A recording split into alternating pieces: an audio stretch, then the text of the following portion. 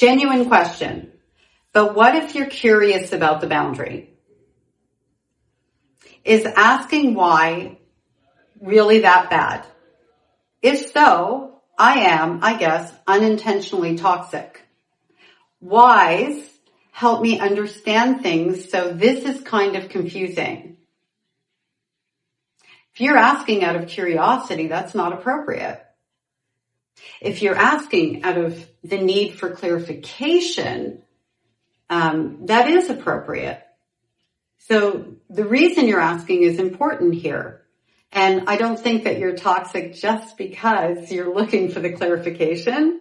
It sounds like you want to make sure that you're doing things in a way that is healthy for the people that you're around. So, toxic people don't question their own behaviors. I'm just saying, they really don't. Somebody on the spectrum, for example, oftentimes will ask for more information around a boundary.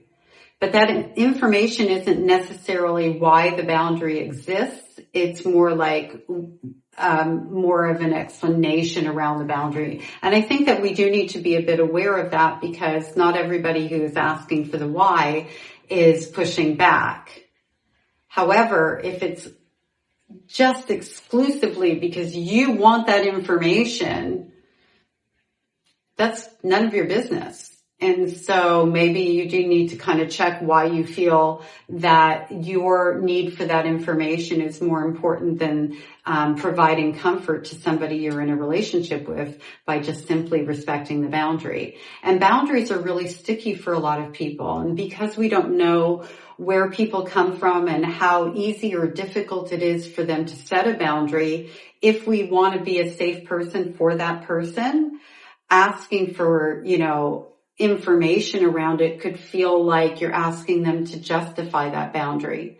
They might be somebody who is new at setting boundaries and has experience in, needing people to understand them. And what if you don't understand why the boundary is what it is? Are you going to respect it? So you might be creating a situation of anxiety and representing yourself as maybe not being the safest person without intending to do that, or understanding that that's the byproduct of what you're doing, when really it could have been very simple for you to go, okay, no problem. I've had people I like to go with touch because it's such an easy one, where, and by people I mean like going on a meet and greet kind of date, where a guy touched me in a way that was familiar. And I said, don't touch me. And they say, why? Because it's my body and I don't want you to touch me. Yeah, but why don't you like that? I don't have to justify my boundaries. Now, this is where I am in my life. 30 years ago, I would have moved my body to avoid the touch because I didn't know how to set the boundary. And then, some years after that, I would stay firm and just move the person's hand and maybe not say anything. And that was my way of setting the boundary. And then at some point, I got to the point where I am now. No, let's get one step before where I am now, where I'd say, don't touch me. I don't like to be touched like that. Why? Oh, because I'm just really uncomfortable and I would struggle to find reasons. I knew why. I didn't want this person touching me. I just didn't know how to tell them I didn't want them to touch me. And usually it was because I don't really know you and you don't have a right to my body. How about that? And that is something I would say now and have said now. We go through different stages of growth in our life.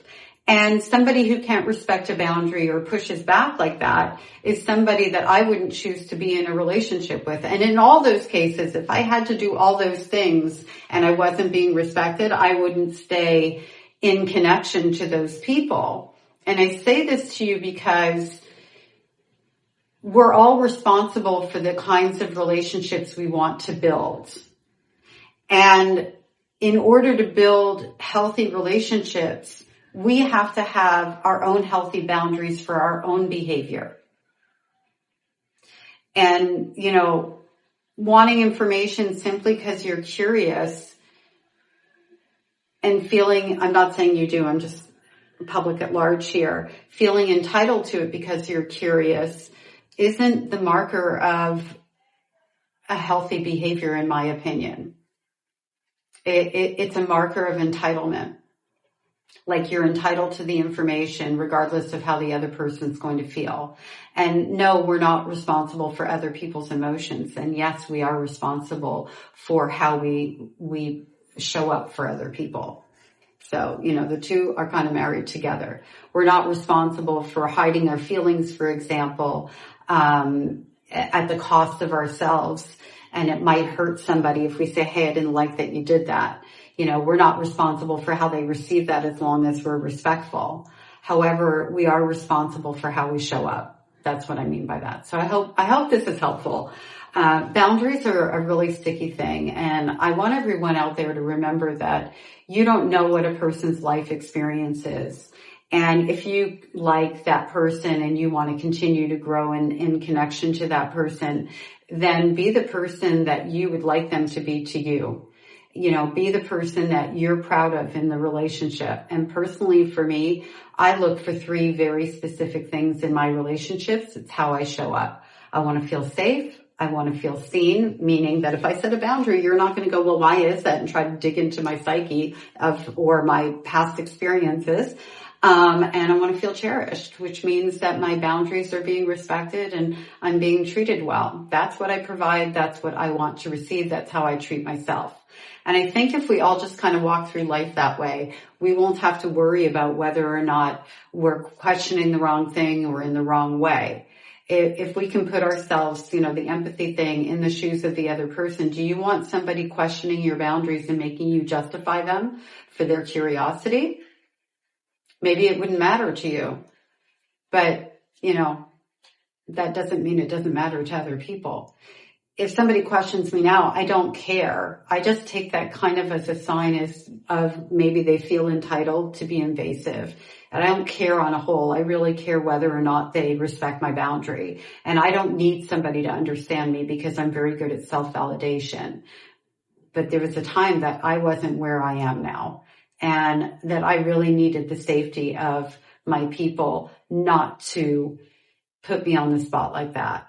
And those people that showed up for me in that way, well, we're still around together now. So that says something as well. Thanks again for the question and the topic. If anybody else out there has comments on this, I would love you to drop a comment in the comment section. If you have a question about something, or you want something clarified, or you have something you want me to feature, or someone you want me to feature, drop me a line in the comments. And again, thank you for being here.